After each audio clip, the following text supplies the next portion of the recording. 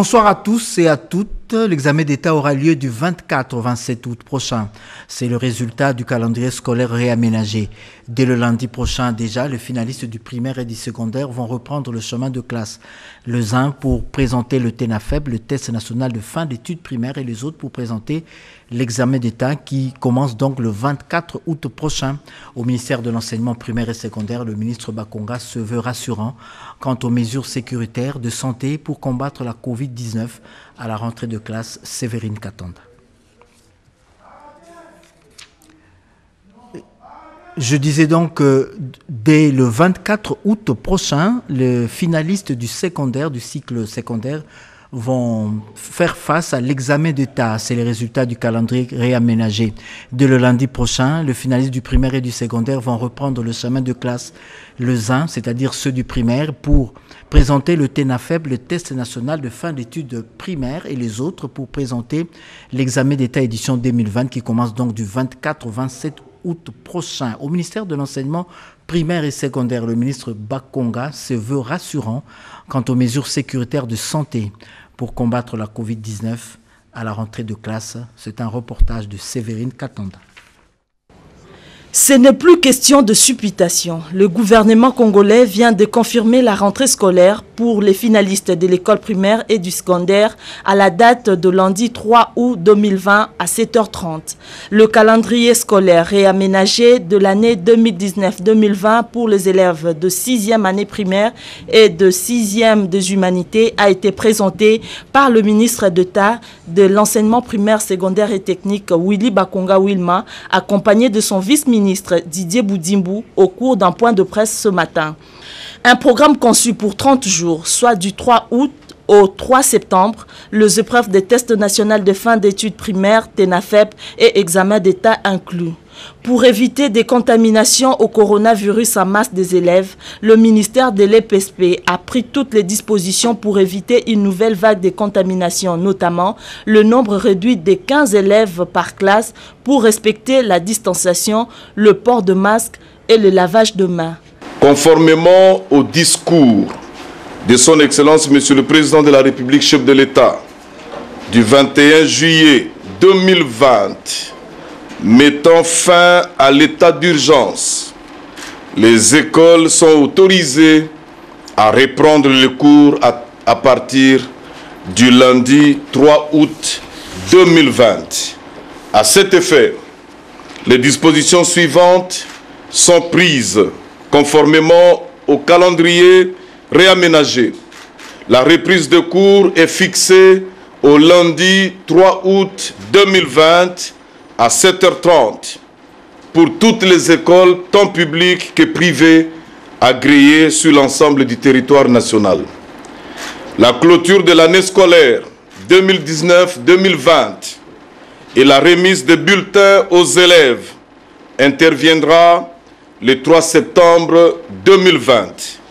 Ce calendrier scolaire réaménagé concerne dans un premier temps les classes terminales, à savoir la 6e année primaire et la 4e année des humanités, ex-6e année secondaire. Pour le reste de classe, le gouvernement, par l'entremise du ministère de l'EPST, s'y penche pour des modalités conformes. Pour ce, le ministre d'État Willy Bakonga a procédé à la distribution de cache-nez offertes par la première dame de la République au prophète des différentes provinces éducationnelles de la ville de Kinshasa.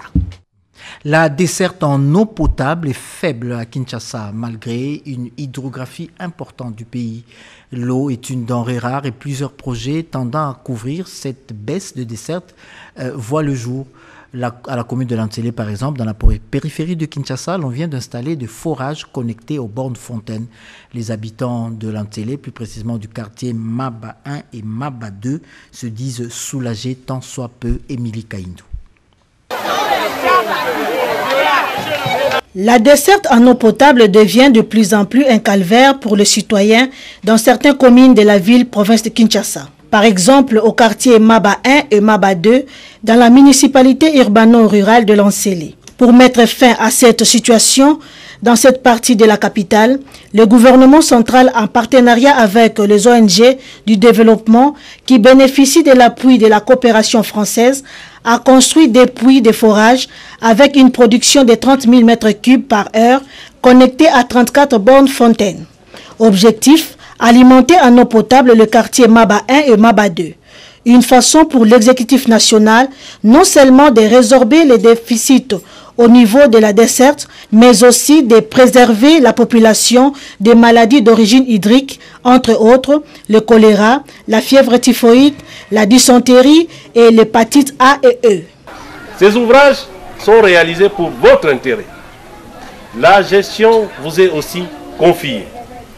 Vous devez veiller à ce que ceux qui consomment l'eau payent l'eau. Ce que vous payez, c'est ce qui permet de pouvoir entretenir, payer ceux qui vont travailler ici et aussi de faire des investissements ailleurs. Ces actions à impact visible sont appréciées par les administrés, surtout en cette période de crise sanitaire où l'eau est indispensable pour laver les mains à tout moment. Cette population a tant souffert à cause du manque d'eau potable. Et aujourd'hui, lorsque nous voyons accomplir ces rêves à travers cette œuvre sociale à impact visible, nous ne pouvons qu'en être fiers et très contents. Ce projet social lancé par le gouvernement va se poursuivre dans de différentes communes de Kinshasa afin de matérialiser la vision prônée par le chef de l'État, Félix Antoine Tshisekedi Tshilombo, celle d'assurer la fourniture en eau potable à tous les Congolais sans exception. Pas de vacances parlementaires pour les élus du Kasaï. Compte tenu de l'actualité abondante dans la province, les élus ont rencontré la présidente de l'Assemblée nationale avec qui ils ont abordé la question des mines, mais aussi et surtout celle du Covid-19 qui sévit dans l'espace Kasaï. Sylvie Mwembo. La confirmation d'un premier cas du Covid-19 dans le Kasaï, l'engagement de tous les leaderships provinciaux qui va avec la situation minière de la province, avec tout son potentiel, font partie de l'agenda que le caucus des députés nationaux élus du Kasaï apporte à la présidente de l'Assemblée nationale, Janine Mabunda Lioko. Près d'elle, c'est l'accompagnement dont ils ont besoin. La province du Kasaï n'était pas contaminée jusque-là par la Covid-19. Mais il y a peu de jours, notre province aussi est concernée par les provinces qui sont contaminées par le Covid-19. C'est ainsi que nous sommes venus pour faire les plaidoyers pour qu'à son niveau, qu'elle nous aide aussi à prendre langue avec d'autres autorités pour que cette pandémie soit aussi prise en charge dans notre province. Plusieurs sujets ont été évoqués. Et il y a aussi le sujet de mines. Vous savez que notre province aussi, c'est une province minière. Et il y a des réalités qui se passent sur le terrain par rapport aux exploitants miniers. Nous avons évoqué toutes ces questions avec elle. Il est question maintenant aussi qu'elle en parle avec les ministres des Mines pour que des solutions idoines soient trouvées. Malgré les vacances parlementaires, la présidente de l'Assemblée nationale a encore ses bureaux ouverts pour des échanges sectoriels et spécifiques avec les députés nationaux. Dans l'autre chambre du Parlement, c'est la deuxième personnalité de cette institution qui a échangé avec une délégation de la BAD, de la Banque africaine de développement, Dada Chabani. Pour baliser la voie de développement des infrastructures de base en République démocratique du Congo, assurer les réformes économiques et financières, ainsi que des interventions humanitaires au profit des populations vulnérables et pour une bonne gestion de la sécurité de toutes les provinces du pays, la République démocratique du Congo doit mobiliser les ressources financières avec l'appui de ses partenaires financiers. C'est dans cette optique que le premier vice-président du Sénat, Sami Badibanga Tita, a conféré avec les responsables pays intérimaires en charge de programme du groupe de la Banque africaine de développement Kwasi Apuko Donatien, question de solliciter l'appui financier de la BAD de ces différents projets. Vous savez, la Banque africaine de développement est une institution qui finance donc le développement. Il y a des projets très importants que le premier vice-président nous a exposés, des projets qui touchent essentiellement trois secteurs, ce qui est sécuritaire, ce qui touche aux réformes et puis ensuite au développement avec des infrastructures. Cela sera bien huilé. Il y aura une conférence qui va être faite pour qu'on puisse d'abord voir comment est-ce qu'on mobilise les ressources et puis après comment est-ce qu'on met en œuvre donc, ce grand programme-là. Les élus des l'Ituri plaident pour une cohésion interne pour faire face à l'insécurité grandissante dans la province. Dans leur plaidoyer, ils sont allés solliciter le concours du vice-premier ministre, ministre en charge de l'Intérieur et de la Sécurité. Les climats d'insécurité en Ituri est l'une de ses conséquences, à savoir les déplacements en millions de la population. Ces conséquences ont inspiré à une délégation de caucus parlementaires de cette province l'idée de mettre sur pied une commission pour un dialogue interne entre les différents acteurs sur terrain. Nous sommes venus pour lui parler encore une fois de la situation sécuritaire précaire que traverse notre province, la province de l'Ituri. Nous avons aussi évalué le travail que réalise la commission qui a été envoyée par les chefs de l'État pour essayer de remettre les frères ituriens autour d'une même table. Le ministre de l'Intérieur, c'est quelqu'un qui a le souci de voir la paix revenir en Ituri, là où il y a 2 millions de déplacés internes, 400 000 réfugiés en Uganda de cette même province. Nous sommes vraiment confiants que les décisions prises ici au sein de notre assise vont devoir porter des fruits. Soucieux d'une paix durable dans la province de l'Ituri, le vice-premier ministre, ministre de l'Intérieur, Sécurité et Affaires coutumières, Gilbert Kankonde Malamba, a pris l'engagement de ne ménager aucun effort pour que la population reprenne à vivre dans la quiétude. C'est un reportage de Nadine Yango. Avec Peggy Mukunda, nous allons parcourir les différentes pages du rapport sur l'état de la population mondiale 2020. Ce rapport qui a été rédigé au début de la pandémie vient d'être publié. En RDC, le ministère du Plan s'approprie ce rapport qui refuse les pratiques nuisant aux femmes et aux filles et qui font obstacle à l'égalité. C'est une fille, son corps, sa vie et son avenir ne lui appartiennent pas. Mais le changement est possible. Zéro violence basée sur le genre et les pratiques néfastes envers les femmes et les filles, c'est possible. Une interpellation faite par la vice-première ministre, ministre du Plan Élisée Mounemboué. C'était au cours du lancement du rapport sur l'état de la population mondiale 2020 sous le thème « Contre ma volonté, refuser les pratiques qui nuisent aux femmes et filles et qui font obstacle à l'égalité des genres ». Rapport contextualisé en RDC par 4 défis, à savoir mariage précoce, petites filles non scolarisées, grossesse des adolescents et les viols des mineurs. Pour la vice-première ministre, ministre du Plan, la célébration de la Journée mondiale de la population revêt cette année un intérêt particulier pour la RDC qui fait face aux défis majeurs dont la Covid-19. D'où le thème de la journée, faire des arrêts sur la Covid-19, comment préserver la santé et les droits des femmes et des filles durant cette période. Dr Senen Outon, représentant du Fonds des Nations Unies pour la population, a réitéré l'engagement de son agence à soutenir les pays aux côtés d'autres partenaires techniques et financiers. Le Fonds des Nations Unies pour la population attire l'attention de la communauté internationale une fois encore pour poursuivre et renforcer les efforts pour mettre fin à cette pratique néfaste et aux violences sexuelles à cette période d'adversité, même en général, quelle que soit la période. Il n'y aura pas de croissance inclusive ni d'émergence en RDC sans investissement dans le capital humain de la petite fille et adolescente, a conclu le consultant Prof Tangomba. Signalons que cette cérémonie s'est déroulée en présence de la ministre d'État en charge du genre, Béatrice Louméa, et celui de la décentralisation. L'espace Grand Kasaï n'a pas été épargné par la pandémie du Covid-19. Les élus locaux qui ont rencontré le ministre de la Santé ont plaidé pour une bonne prise en charge et l'amélioration des structures sanitaires de la province. Le ministre de la Santé, le Dr Étienne Longondo, a reçu ce lundi 27 juillet 2020 une délégation du caucus des députés et sénateurs du Kasaï. Au centre des échanges, l'amélioration du système et structures sanitaires et aussi la bonne prise en charge contre la Covid-19 où il y a déjà un premier cas signalé. La mécanisation des médecins et les dépistages rapides étaient aussi au rendez-vous dans leur plaidoyer. Le ministre a été attentif par rapport à notre requête.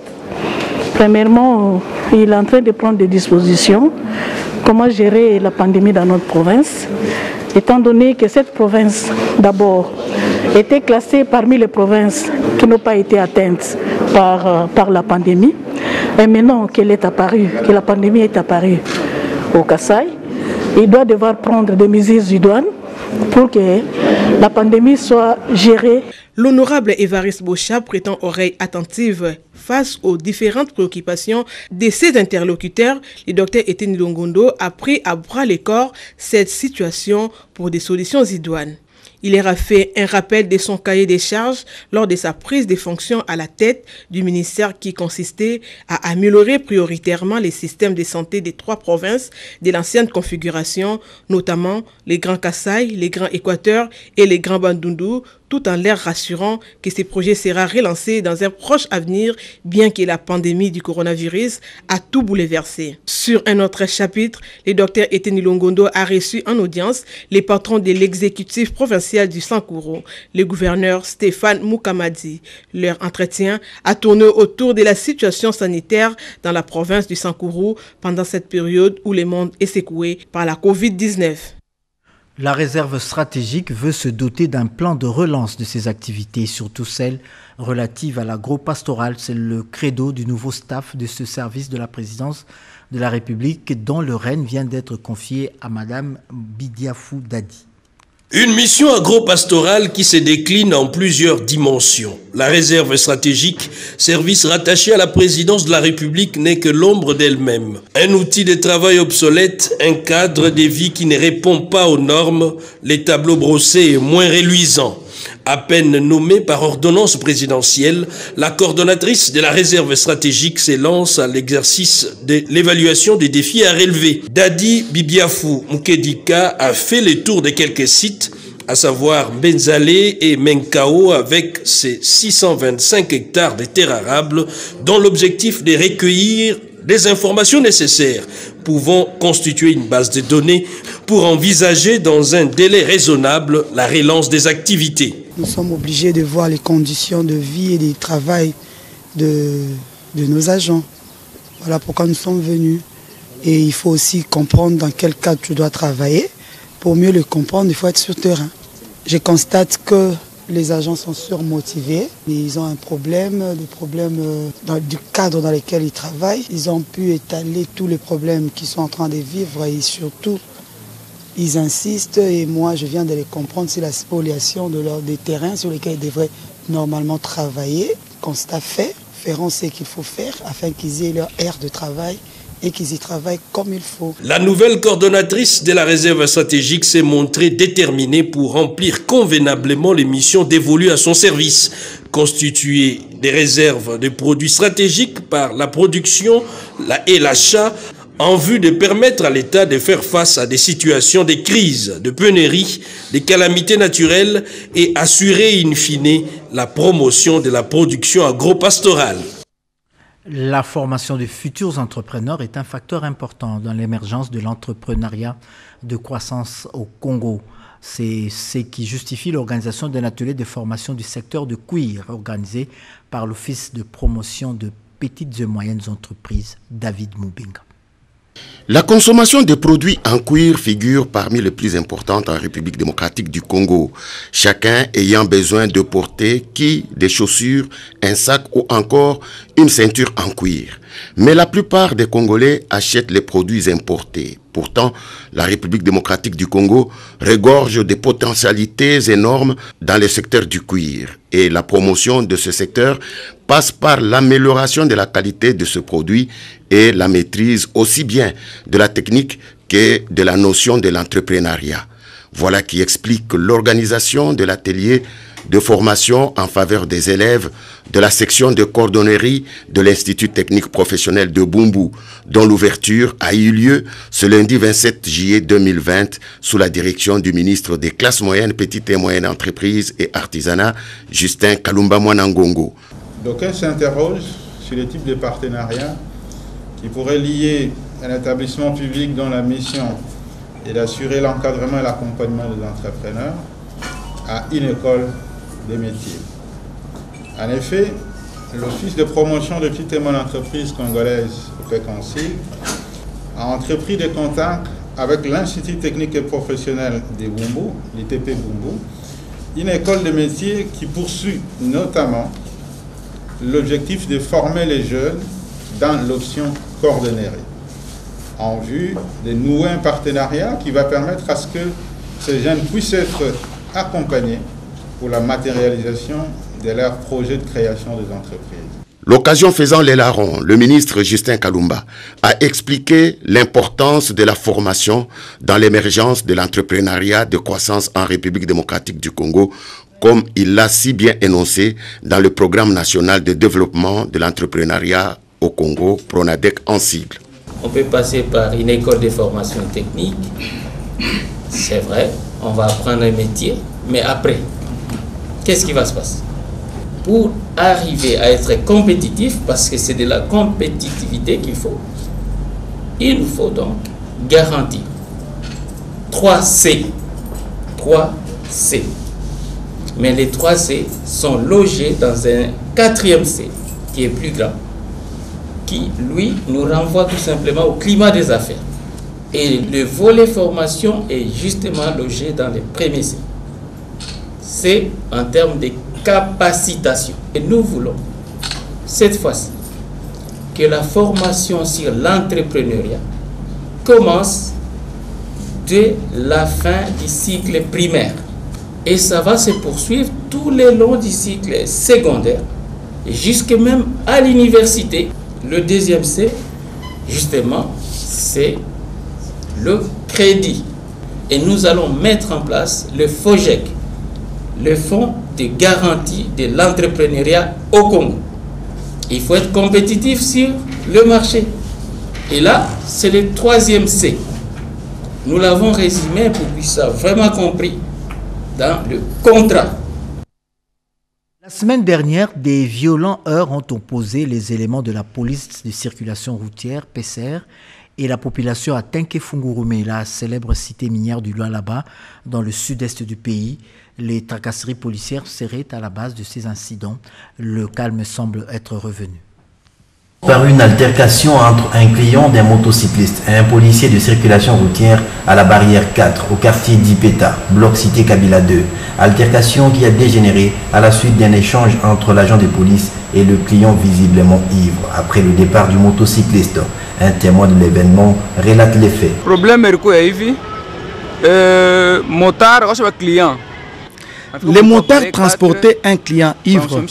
Après leur interpellation par l'agent de police, les clients s'en est attaqué aux policiers et une bagarre s'en est suivie.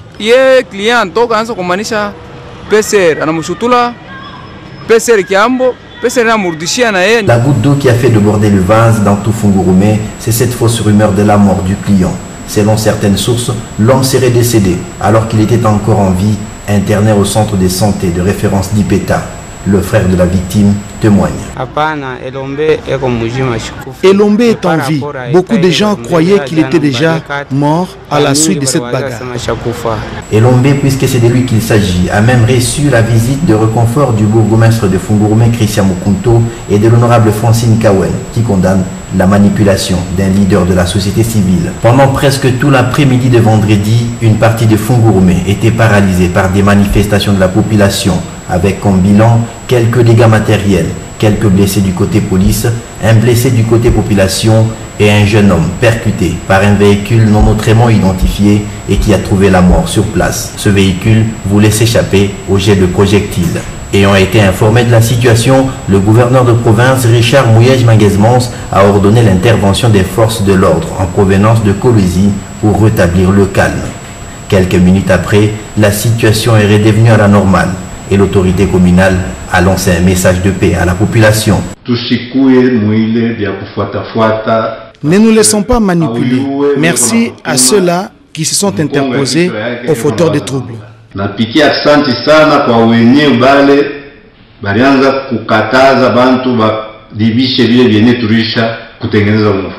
À partir de 20h vendredi jusqu'à samedi matin, le calme règne sur toute l'étendue de la commune. Le général Gabriel Amissi Kumba vient de prendre possession de ses fonctions d'inspecteur général des forces armées. La cérémonie de passation de commandement a eu lieu ce matin à l'inspection générale des forces armées de la République démocratique du Congo. C'est un reportage de nos confrères de la presse militaire. Au cours de cette cérémonie, le général d'armée Amissi Kumba Gabriel, inspecteur général entrant de FRDC, a de prime abord rendu grâce à Dieu avant d'exprimer sa reconnaissance au commandant suprême des forces armées de la République démocratique du Congo pour sa nomination au sein de cette grande unité des FRDC. Par ailleurs, le général d'armée Amissi Kumba Gabriel a appelé ses nouveaux collaborateurs d'être conscients et disciplinés dans le travail afin de réussir leur mission. Et dans toutes circonstances, nous mettons Dieu avant toute chose. Dieu a fait grâce, aujourd'hui je suis général d'armée. Moi je pense que c'est question d'être conscient, de travailler. Nous devons nous mettre nous-mêmes en étude. L'inspectorat, ce n'est pas des postes, c'est une structure de forces armées. Si nous mettons ensemble, nous allons faire quelque chose que nous-mêmes nous allons mettre étude.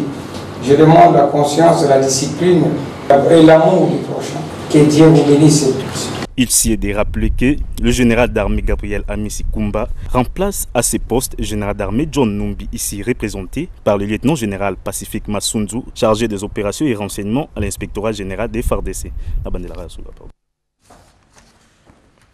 Et puis le secrétaire général aux anciens combattants, le général-major Symphorose Kabwanga, invite les anciens combattants de la Seconde Guerre mondiale 1940-45 qui ne se sont pas encore présentés pour leur identification de passer ce mercredi 29 juillet 2020 au secrétariat général aux anciens combattants pour se faire identifier.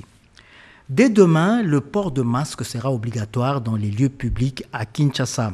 Le général Silvano Kasongo rappelle à la population qui sont tenus au respect de ces mesures et le contrevenant sera appréhendé et comme il a décidé. Suivez ce reportage de Odilon Kayuma. Les mesures sanitaires qui doivent impérativement accompagner la reprise, je rappelle la nécessité d'observer partout et en tout temps les mesures barrières. Ayant constaté le non-respect des gestes barrières dans la capitale depuis la levée de l'état d'urgence sanitaire, le commissariat provincial de la police-ville de Kinshasa a décidé de passer à la vitesse supérieure dès ce mardi 28 juillet 2020. Quinois et Quinois, dans son adresse, le commandant suprême a ordonné le respect des gestes barrières, c'est-à-dire que les Quinois et Quinois doivent respecter et faire respecter les gestes barrières, c'est-à-dire mettre les dispositifs de lavage des mains à chaque entrée avec gel hydroalcoolique. Le port correct et obligatoire des masques.